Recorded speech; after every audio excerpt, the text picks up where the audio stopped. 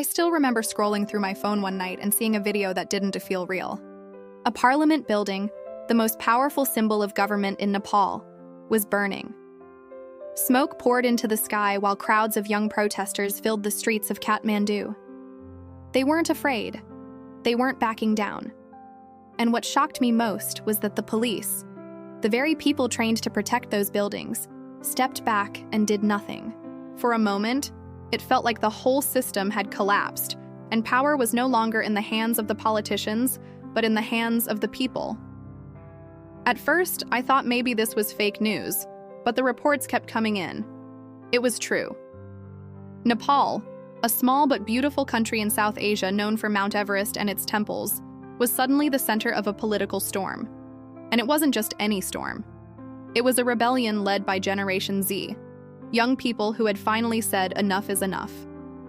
The spark came when Nepal's government banned 26 social media platforms, including Facebook, TikTok, Instagram, and X. The official reason was to fight misinformation, but to many, it felt like censorship. It felt like silencing. For a nation where young people already carried the heavy burden of corruption, poverty, and unemployment, this was the final straw. Protests erupted in Kathmandu. Students poured into the streets. Workers joined them. Their chants echoed through the city, demanding justice, demanding transparency, demanding an end to the system that had failed them for decades. And then, the violence began. The police opened fire on protesters. People died. Instead of scaring the crowds away, the killings ignited something deeper. Anger turned into defiance. Thousands stormed the parliament building, and in the chaos, it was set ablaze. Images of flames tearing through that seat of power spread across the world. For the first time in decades, Nepal's government was forced to confront the reality that it had lost control.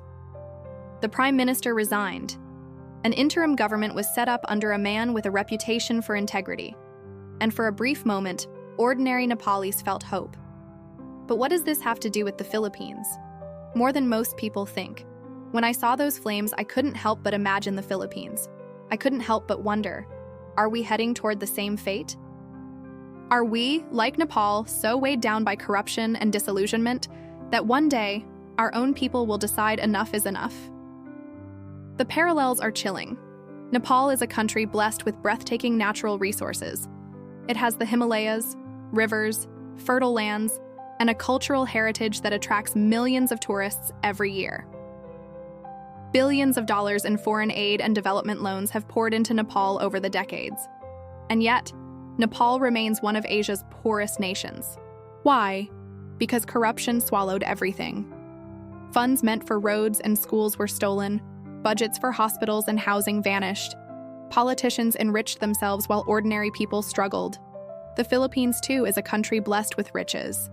We have fertile lands, minerals, fisheries, a strategic location in Asia, and one of the youngest populations in the world. We have call centers, overseas workers, tourism, and endless potential. And yet, ask ordinary Filipinos what life is like, and you'll hear the same answers: corruption, bureaucracy, poverty, and hopelessness. In Nepal, the economy is heavily dependent on remittances. Millions of Nepalis work abroad, sending money back home because they cannot survive in their own country. In the Philippines, we see the same pattern. We send our nurses, engineers, seafarers, and domestic helpers overseas. Every year, billions of dollars flow into the country through remittances, making up around 10% of the national economy. Without these workers, both Nepal and the Philippines would collapse. But here's the danger. When a country depends too much on remittances, it stops building its own industries. It stops creating jobs at home. It becomes dependent on the sacrifices of its citizens working in foreign lands, far from their families.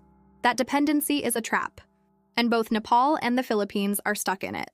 When I look at the Philippines today, I see warning signs: public funds lost to ghost projects, overpriced contracts for infrastructure, investigations that take years but rarely put the guilty in jail, families who dominate politics, passing power from one generation to the next, as if the nation were their personal inheritance.